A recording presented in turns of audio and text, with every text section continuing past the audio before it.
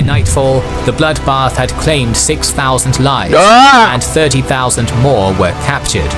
Oh, dude. Oh my god, man. That's so sad. That's so sad. That's so sad. Alexander the Great. Kings and Generals. I think this one has a lot more details. Of all the I already did Alexander the Great, my Epic History TV, but it didn't really have much details in it. Alexander the Great, I think Kings and Generals is going to be much more detailed. Was this than Epic History Macedonian king an enlightened ruler or a debauching tyrant? Did he eventually succumb to alcohol or belief in his own godhood? We here at Kings and Generals, after a long delay, hope to provide some insight into all of those myriad questions and many, many more. Welcome to our series on the stunning conquests of King of Macedon, Alexander III. Our first video will cover just how Alexander recovered from the epochal death of his father, Philip II, and consolidated power. Many scholars note that Alexander's education under Aristotle skip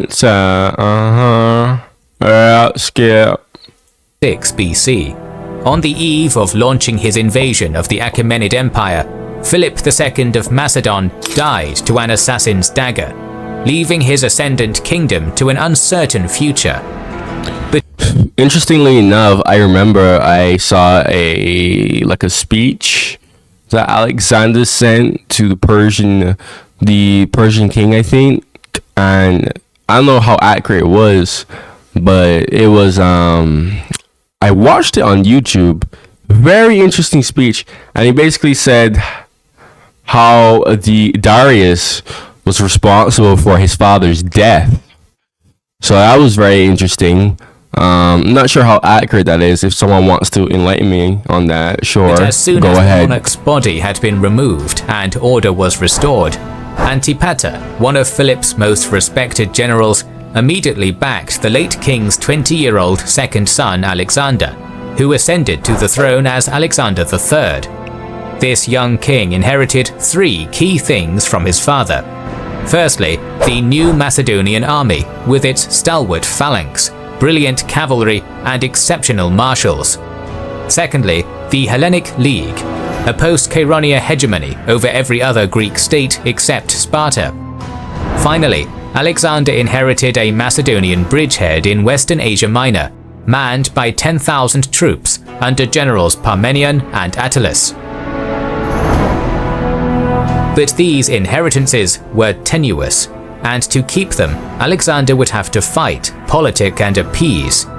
Showing his mettle, the new king and his ruthless mother, Olympias, immediately conducted a dynastic purge of key opponents.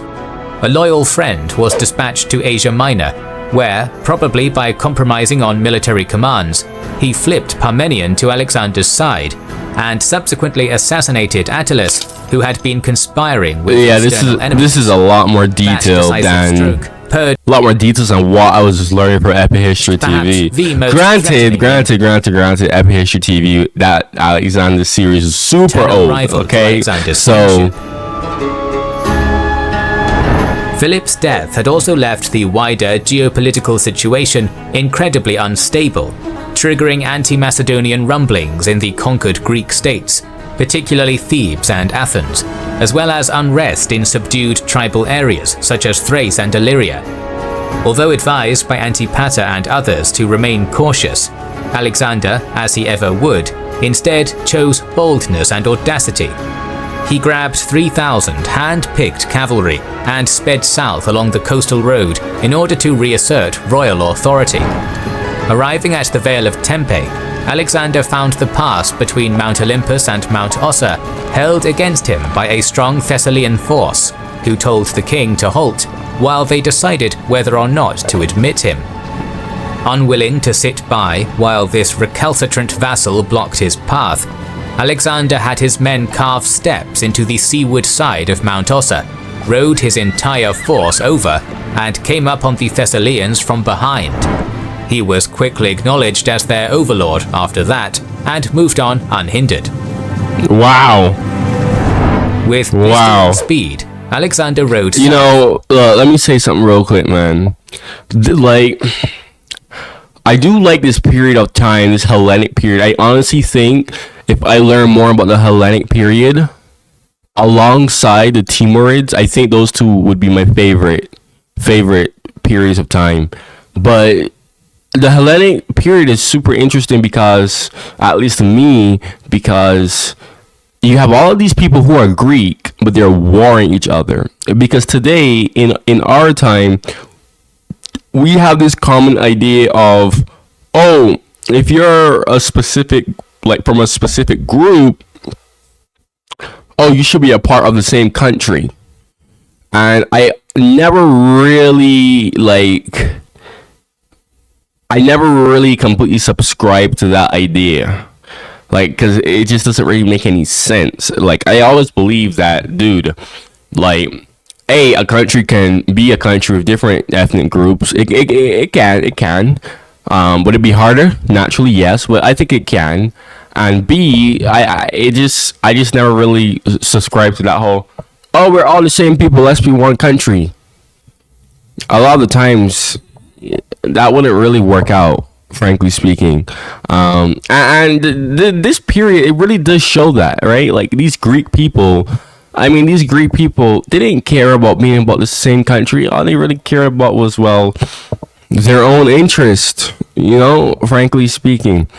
Were they the same people? Yes, but they were their own little states, kingdoms, and their own unique entities, right? Despite the fact that they're the same people, which is funny because Macedonia, I remember from the Epic History TV video that I reacted to, Epic History TV pointed out that Macedonia was barely considered Greek, right? And there's that whole controversy with the whole North Macedonia thing. So it's just a bit kind of a oxymoron when you really and truly think about it, because Macedonia was barely considered Greek, but in the end they're like the pinnacle of Greek pride now. And had the symbolically important Amphictyonic Council declare him hegemon at Thermopylae. Then, before the Greeks even knew what was happening, the Macedonian king materialized outside Thebes, shocking the proud city and assuring its temporary submission. Athens, which always chafed under Macedonian rule, nevertheless sent envoys north, assuring Alexander of its loyalty. His boldness, daring, and ability having scared the Greeks into passivity, Alexander convened the Hellenic League at Corinth, had his status confirmed, and then returned to Macedon. Wow. He did all of this I learned this from Epic 2 History. short months. What? Wow. The winter Super leading impressive. into 335 BC was spent giving the Macedonian army a crash course in mountain warfare.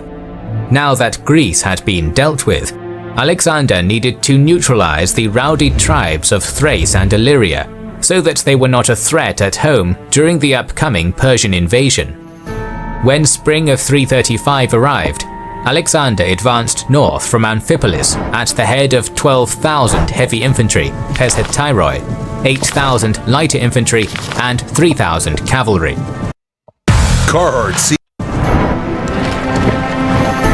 Arrian states that the Macedonian army first faced real Thracian opposition at Mount Haemus, where the lower slopes of the mountain rise through a narrow defile.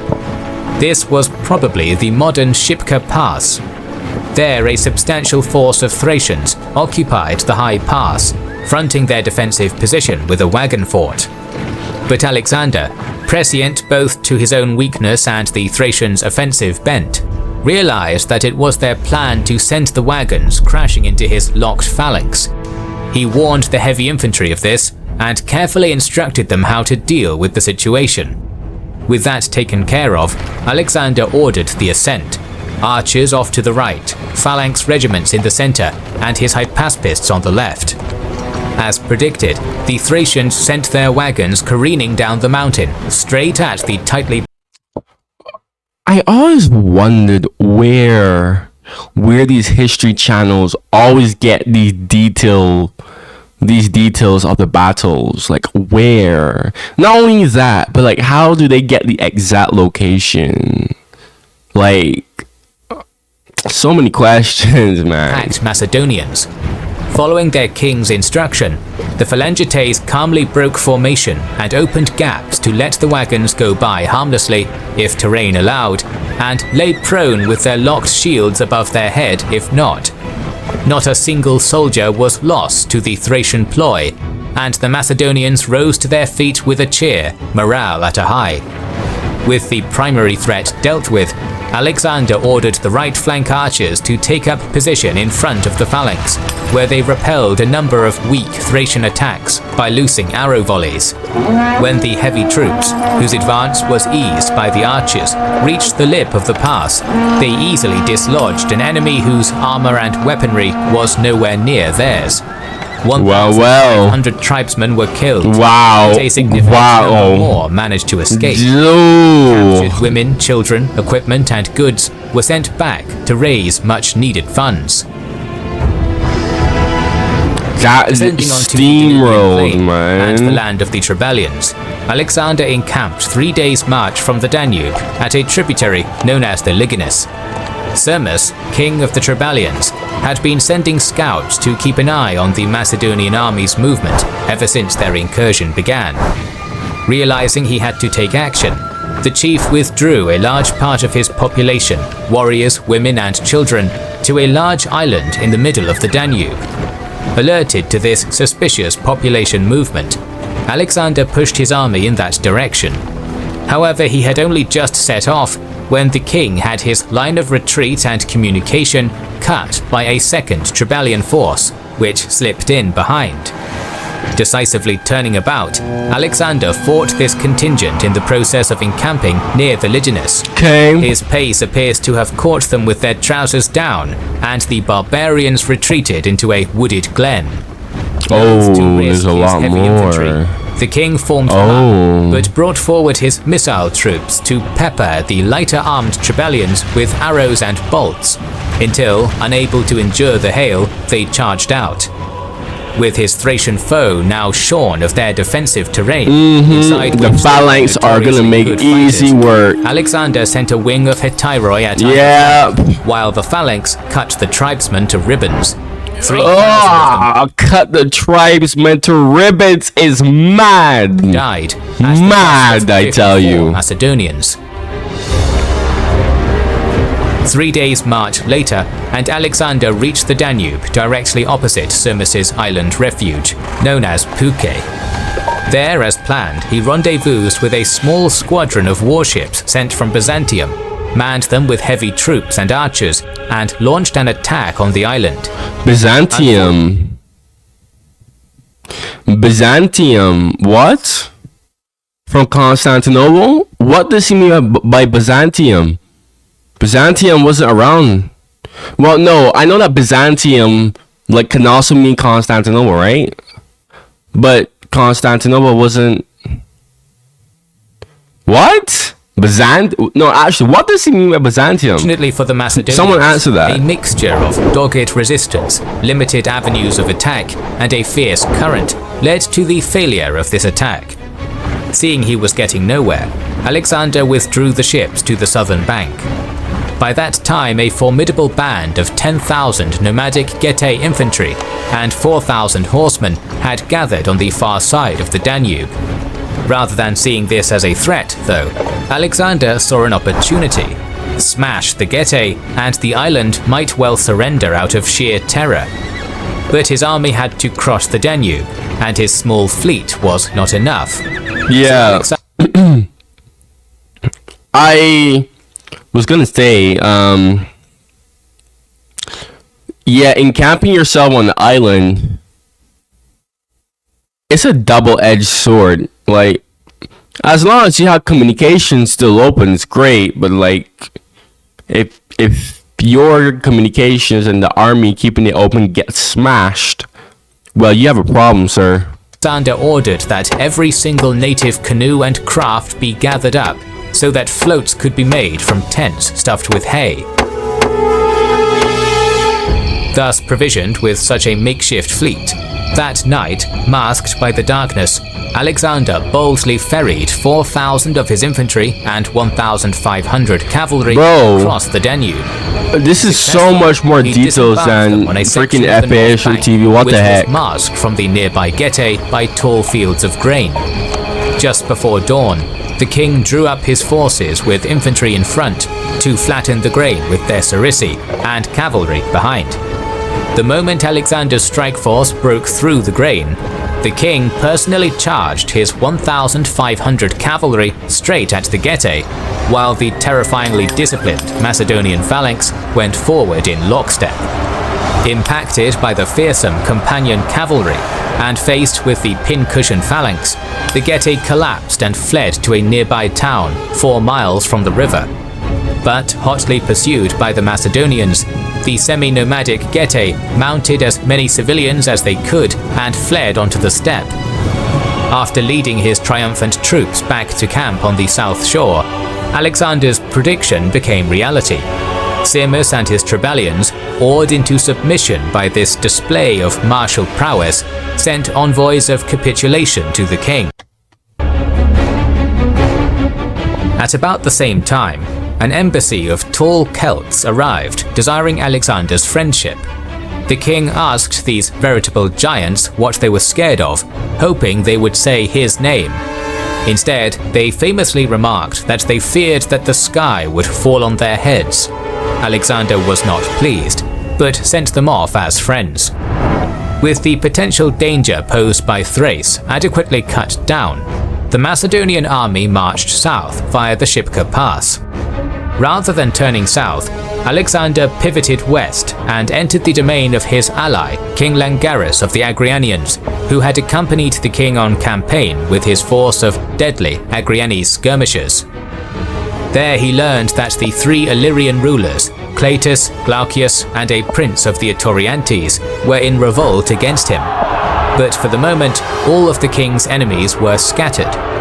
So, leaving his faithful Agrianian colleague to deal with the Otariantes, Alexander sped to assail Cleitus's mountain stronghold at Pelium before the Illyrians could join forces. Did you know your skin is The plain on which this citadel stood, dominating the Apsus Valley, was surrounded on 3 sides by densely wooded hills, which could only be traversed by a narrow pass. It was hard to get in, but also hard to get out.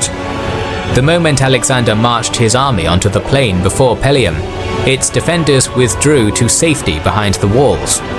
Such freedom of the land allowed the Macedonian king to encamp and begin pulling forward his siege equipment. That proved to be a tactical error on Alexander's part.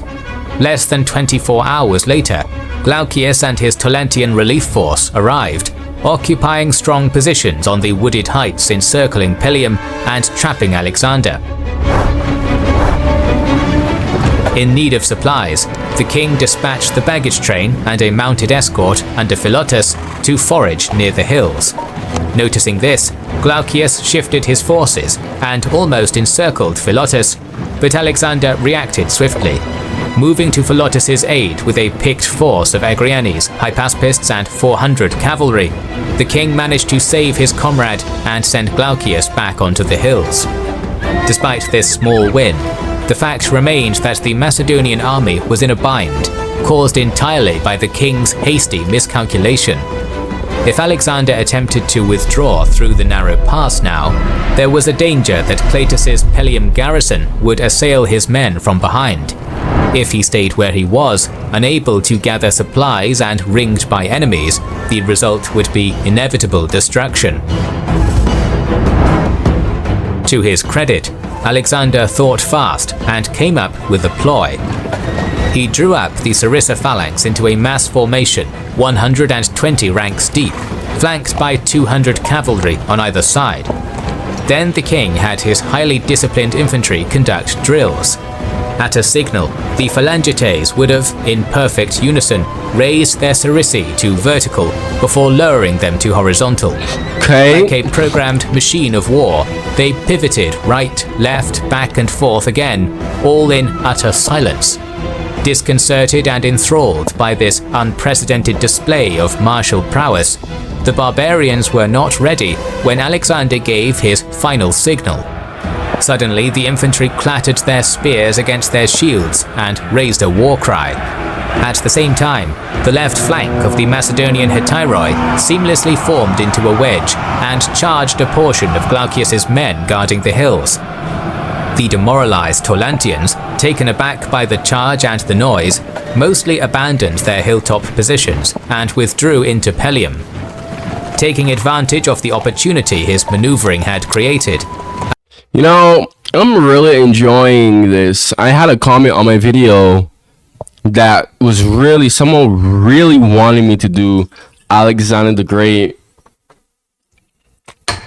because they told me that like when you see his tactics in details, like I'll see why he was considered the best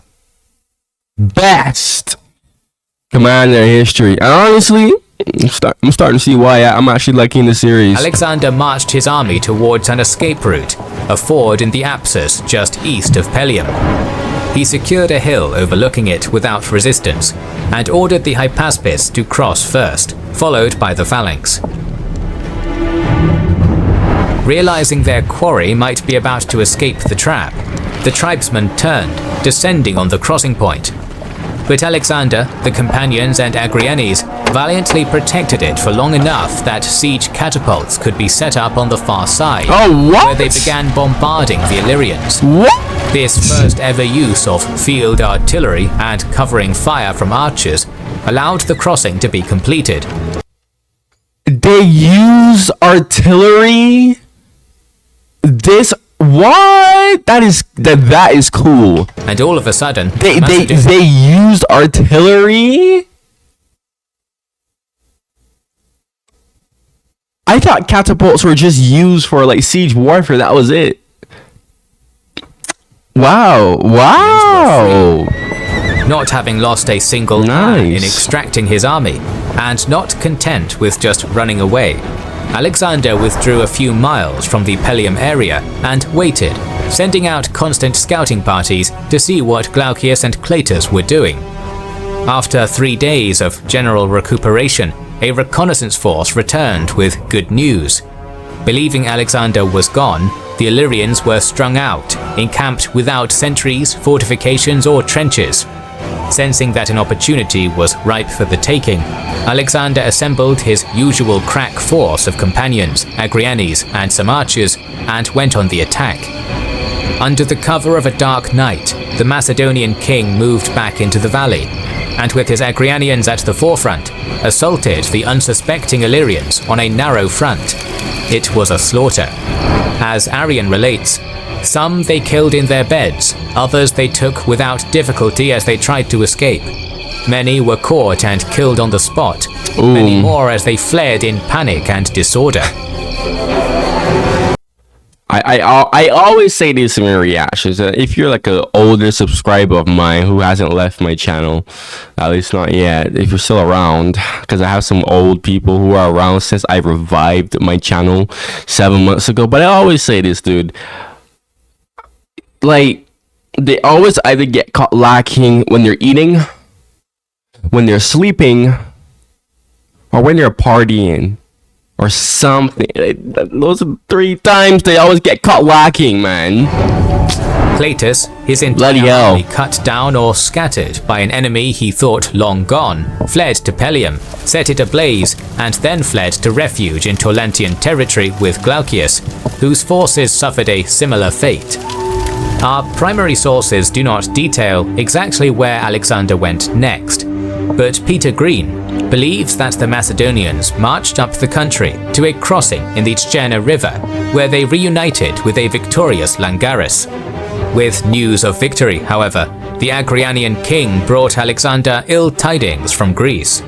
Always hating their new ignominious place under the iron boot of Macedon, Thebes and Athens, together with a number of other Greek states, had been bubbling towards revolt for some time.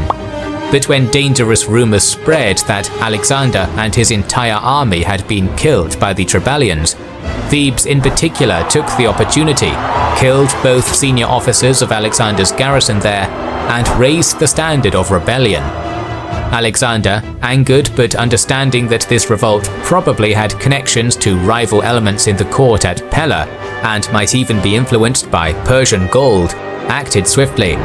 Moving over 30,000 troops 250 miles at a speed of 18 miles a day through rough mountain terrain, the king descended into Thessaly, past Thermopylae, and encamped at Onchestus in Boeotia. Let's go. Not long after that, in September 335 BC, he and his grizzled army were taking up positions outside Thebes, much to the disbelief of the city's inhabitants. There was surely no way for an army of such a scale to arrive with such speed from a far-off barbarian country. Moreover, Alexander was dead anyway, as the rumors said, so this must have been an army of new Macedonian recruits under Antipater. Only slowly did the Thebans realize, to their consternation, that Alexander was indeed still alive and in charge.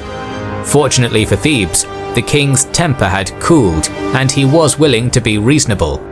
Keen to reconcile with Greece so he could look to his Pan-Hellenic war against the Achaemenid Empire, Alexander merely demanded that two of the uprising's ringleaders, Phoenix and Prothotes, be handed over, and everything else could be forgiven. The Thebans spat on this olive branch, making a brazen counter-demand that Philotas and Antipater should instead be handed to them. Moreover, all who... Bruh. Pride.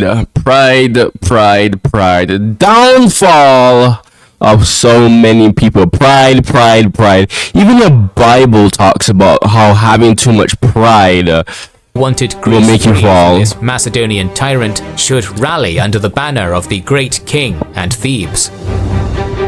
Oh no. As Alexander all they had to do is just hand them over. That's all they had to do. God damn. At this nerve-grazing comment, Theban light infantry streamed from the gates and made lightning attacks on the Macedonian siege. Well, that's not smart. You are inside. A decent number of the king's troops, my and goodness. even approaching his main position before they were repulsed. Oh wow.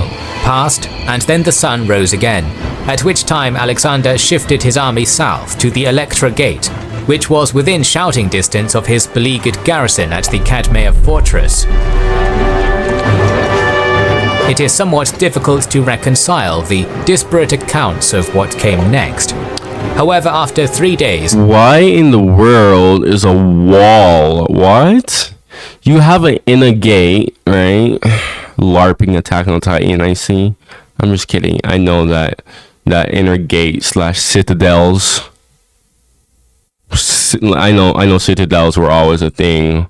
I know that, but like, this is kind of redundant because the citadel, the actual inner gate, is connected to outside, like the outer gate, so that's like completely... It seems as though a segment of Thebes' army, smaller than Alexander's, left the walls and deployed to face the king, who arrayed a greater part of the relentless phalanx to meet them.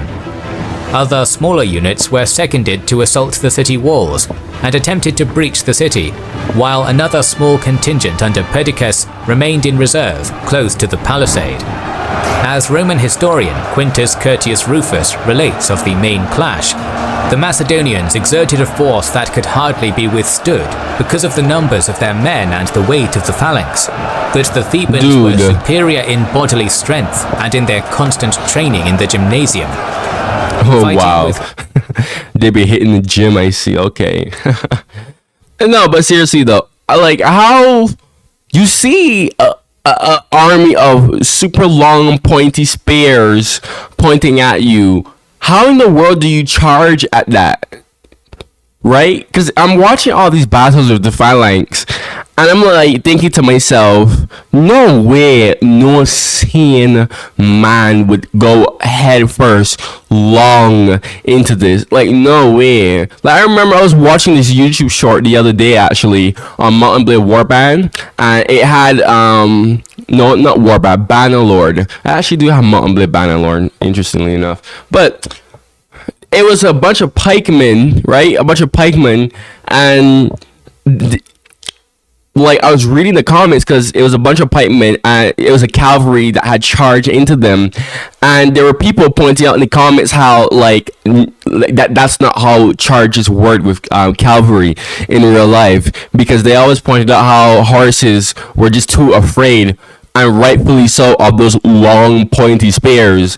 And they pointed out how the horses would see the spears and would just like stay there in fear, to stand there, you know, or like circle around in fear, and rightfully so. But like,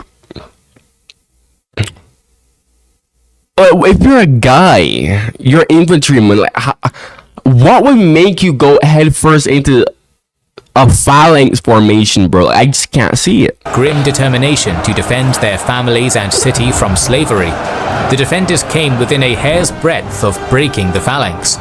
However, at the decisive moment, the mobile reserve units under Perdiccas, oh wow, they were breaking the phalanx, wow, and managed to break into the city itself, swiftly followed by a detachment of Alexander's archers. Worse still, the Macedonian garrison in Cadmea, noticing the opportunity, broke out and caused even further disorder. When the king had his phalanx redouble their assault, the Thebans, realizing that the enemy was inside the walls, routed. Their cavalry managed to flee across into open country. The throng of stampeding, terrified hoplites was so great that the Electra Gate became clogged and could not be closed before the main body of Alexander's infantry got... Bro, Alexander almost lost. Don't get me wrong, Alexander's impressing me, but Loki seems a little bit overrated right now, I'm not gonna lie. inside. Bitter, brutal street fighting. How does the mighty phalanx almost lose? Valiant last stand. Ooh, that's a but the Macedonians stain in my mouth. Sweeping atop the walls and around the streets, butchered them from every side. Thebes was brutally sacked. Arrian tells us that the main culprits were Alexander's resentful anti-Thebes allies from Boeotia, such as the Phocians, Thespians and Plataeans, but the Macedonians certainly played a part. Doors were kicked in, houses and temples throughout the city stormed, and their occupants murdered or subjected to outrage without limit, be they man, woman or child. By nightfall, the bloodbath had claimed 6,000 lives, and 30,000 more were captured. Oh, dude. Oh my god, man.